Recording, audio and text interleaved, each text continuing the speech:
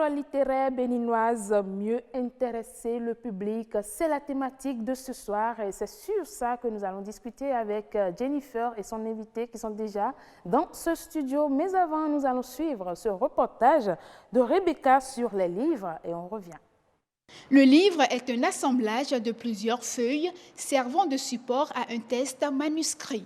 Depuis des millénaires, il a permis d'améliorer la qualité d'accès et de portabilité de l'information. Pour cette qualité qui lui est intrinsèque, lire des ouvrages est on ne peut plus une nécessité. Recommandé dès le bas âge, pour ceux qui s'y adonnent, le résultat est souvent concluant. La lecture, pour moi, c'est une passion parce que depuis le bas âge, j'aime la lecture, j'aime lire. Ça fait voyager aussi la lecture. La lecture permet d'abord de se cultiver, de se distraire, mais c'est également de développer sa capacité intellectuelle à réfléchir et à faire des analyses. Dans la perspective de faire du monde un village planétaire, le livre n'a cessé sa mutation. Du papyrus au parchemin, du parchemin au papier au livre, l'ère du numérique apporte sa touche particulière, le livre numérique. Le livre, c'est un outil pédagogique de premier plan. Nous avons deux types de livres numériques qui sont les livres sur tablette, plus adaptés aux individus qu'aux institutions, et les livres numériques en ligne qui ont un niveau hautement scientifique, qui permettent la recherche et qui sont adaptés aux universités. Les livres physiques sont ancrés dans les habitudes. Nonobstant l'utilisation quotidienne des smartphones, l'emploi des livres numériques tarde à être adopté chez certains. Je n'aime pas les livres en ligne. Pour moi, c'est une sorte de distraction. Mis à part les histoires et leçons de vie dans des groupes, sur les réseaux sociaux, je préfère lire les livres de vue. J'aime les livres physiques parce que ça me permet d'être un peu plus concentrée. Et la luminosité des écrans ne m'arrange pas trop quand je fais la lecture en ligne. Quand j'ai les bouquins devant moi, je suis non seulement concentrée, mais je peux également souligner les mots, aller chercher les sens, garder et revenir encore lire. Mais sur les écrans, ce n'est pas trop pratique pour moi. Pas trop pratique, certes. Pour certains, c'est une évidence.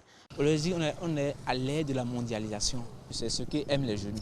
La littérature en ligne pour lire les livres. Par exemple, moi, ce que moi je fais, les livres en ligne. Et je vais aussi dans les librairies. Même si les livres électroniques existent, les livres physiques demeurent et s'imposent. Leur emploi conjoint ne peut être qu'un atout. Merci beaucoup à vous, Rebecca Djinakou. C'est vrai que la lecture est la meilleure distraction qui puisse exister et quand vous lisez, vous prenez tout le plaisir de découvrir des choses même que vous n'aurez jamais eu la chance de rencontrer. En tout cas, c'est à travers les écritures qu'on les découvre. Jennifer Sativi, bonsoir. Bonsoir, Marcel Betoro. Comment allez-vous? Ça va et chez vous? Tout belle. Vous êtes encore plus rayonnante. Non, il ne faut pas me flatter, mais j'ai comme l'impression qu'il y a quelque chose que vous nous cachez. Il faut que vous nous donniez votre secret parce que de plus en plus vous brillez et tout ça. Je pense qu'on va échanger les secrets plutôt. Alors, bonsoir à vous, Aubin Toanou. Bonsoir, madame. Comment allez-vous? Bien, merci. Vous êtes écrivain? Oui, journaliste écrivain, oui. Beaucoup de livres à votre actif, oui, ça? Une dizaine de livres en librairie. En tout cas, Jennifer Sativi a fait le tour de ses livres, je parie, parce qu'elle aime bien lire.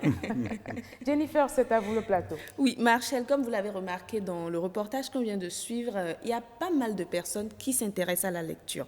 Mais sur la masse, est-ce qu'il représente la majorité ou la minorité? On le saura avec notre invité. Mais ce qui est sûr, beaucoup de personnes estiment que la lecture n'est plus aussi présente qu'avant.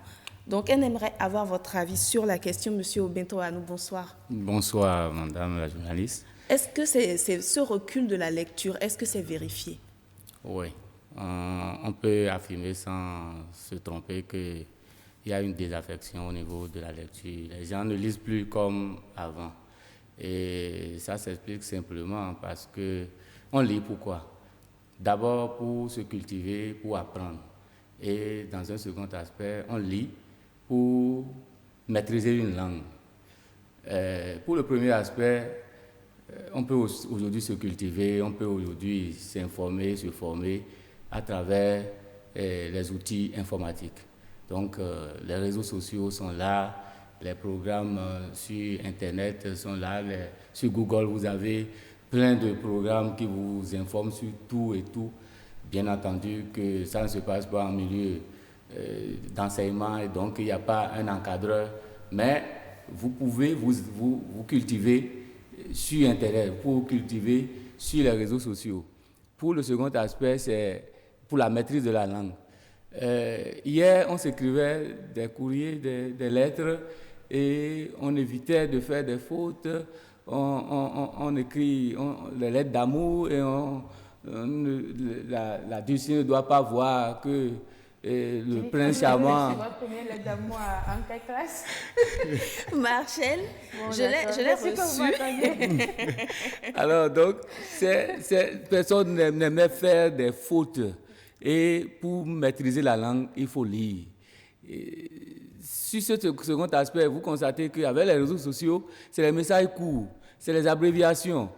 On n'est même pas sûr que celui qui écrit sait de quoi il sait vraiment écrire le mot. C'est SLT. Voilà, donc vous voyez, ces raccourcis font que se cultiver forcément, c'est-à-dire apprendre à maîtriser forcément la langue, ce n'est plus une priorité.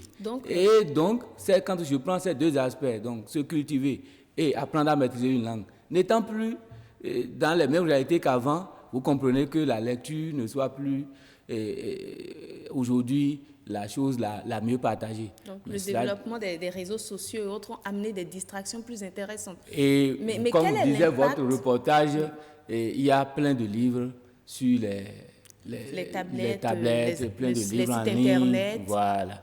Et tout ça fait que le livre papier, le livre physique, comme ils disent dans votre reportage, ne suscite plus l'engouement comme hier. Voilà. Donc, quel est l'impact que cela crée?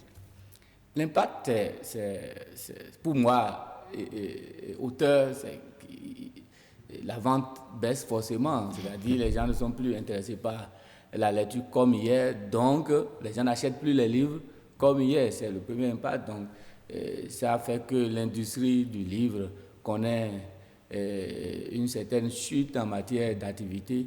Et comme nous, au Bénin, nous sommes au début, on ne peut pas dire que l'industrie du livre est aussi développée ici qu'ailleurs. Nous n'en sommes qu'au début. Et voilà cette situation qui arrive et qui ralentit complètement. Juste, Marcel. J'ai juste une petite question. Généralement, on voit dans les pays un peu plus avancés des bouquins sur le net, sur l'Internet, je veux dire, et puis on lit, on a l'habitude même de télécharger ou d'acheter. Mais est-ce que les œuvres béninoises sont également achetables en ligne? Non, pas vraiment. Pas vraiment. Ça va même être très difficile pour nous, avec l'environnement que nous avons au Bénin, sur le plan numérique, de vendre des livres en ligne. C'est vrai, ça a commencé avec certains éditeurs, mais c'est vraiment, au plus on peut compter 2 éditeurs qui font ce travail-là au Bénin. Sinon, tous les autres sont encore au livre physique et il faut aller en librairie pour s'en procurer. Voilà, justement, Marcel, vous soulevez une question intéressante parce qu'on remarque que beaucoup sont plus portés vers les livres extérieurs. Je ne sais pas si vous avez fait la remarque, beaucoup sont plus portés vers les Agatha Christie, Guy Descartes, alors qu'on a pas mal, on a pas mal de livres ici. Donc on se demande qu'est-ce qui crée cela. Non, en fait, c'est l'éducation nationale. Et quand on va à l'école, et les livres au programme, pour vous et moi, on a plus lu les auteurs étrangers que des auteurs béninois. Et ce qui fait que la culture étrangère est plus dans nos subconscients que même la culture locale. Ce qui nous amène à être, une fois adulte, à être porté, même pour ceux qui lisent, à être porté vers les ouvrages venus d'Occident, que quand je parle les livres d'amour, que les Harlequins, comme ça, c'est son monde. Voilà, elle se retrouve très facilement dedans. Donc, vous voyez, ceux qui lisent sont plus portés vers ces ouvrages, étant donné ce qu'on leur a inculqué à l'école jusque-là. Mais de plus en plus, on peut dire que la donne est en train de changer. Parce que si vous prenez la dernière liste des ouvrages au programme, vous constatez nettement que les livres des auteurs béninois sont Ça, c'est plus vrai. nombreux C'est un constat, que que je les valide. livres des auteurs étrangers. Voilà. Donc justement, il y a aussi que certains fustigent le contenu parfois des livres, d'autres l'accessibilité et tout ça. Donc qu'est-ce que vous pouvez Est-ce qu'il n'y a pas répondre? aussi le coût, par C'est hasard? le coût justement qui est lié à l'accessibilité, Marcel. Vous avez raison. Donc qu'est-ce que vous pouvez répondre à ça en tant qu'écrivain déjà? Parlons d'abord du contenu, que nous soyons, quel que soit l'endroit où nous trouvons sur Terre, il y a des livres bons, des livres moins bons, des livres très bons, suivant les thématiques abordées et suivant même ceux qui lisent parce qu'on n'a pas forcément les mêmes goûts. Donc, du point de vue contenu,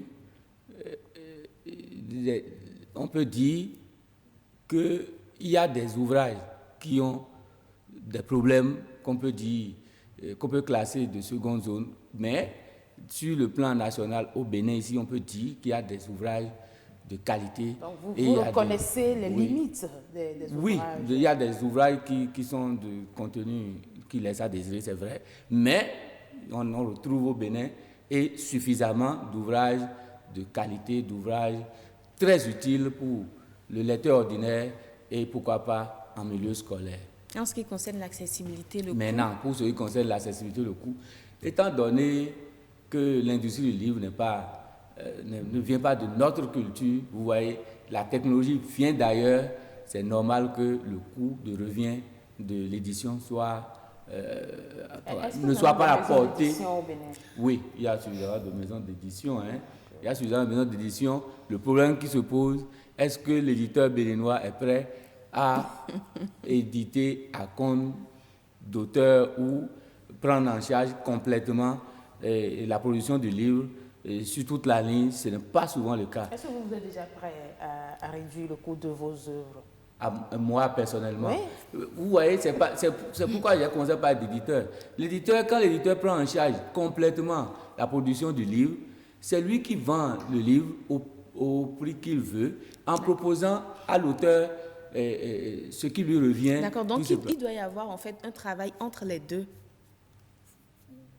Bon, dès que le produit est mis à disposition de l'éditeur, ça devient sa chose. C'est lui qui gère sur toute la ligne et qui revient maintenant dire à l'auteur, voilà ce qui vous revient. Okay, mais actuellement, de plus en plus au Bénin, c'est l'auteur qui prend en charge la production du livre. D'accord. Pour finir, franchement, en train de distraire mon invité. Jennifer, 30 secondes pour finir. 30 secondes. Oui. Qu'est-ce qui doit être fait? Comment peut-on corriger le tir à ce niveau? Bon, pour l'accessibilité, vous savez, les libraires et les éditeurs s'entendent déjà et ils sont en association et ils font un travail qui peut amener à réduire le coût et à faciliter l'accessibilité, c'est-à-dire... C'est ça, vous savez ce que nous allons faire, c'est très simple. Nous allons prendre notre rendez-vous pour étudier ce côté de la question.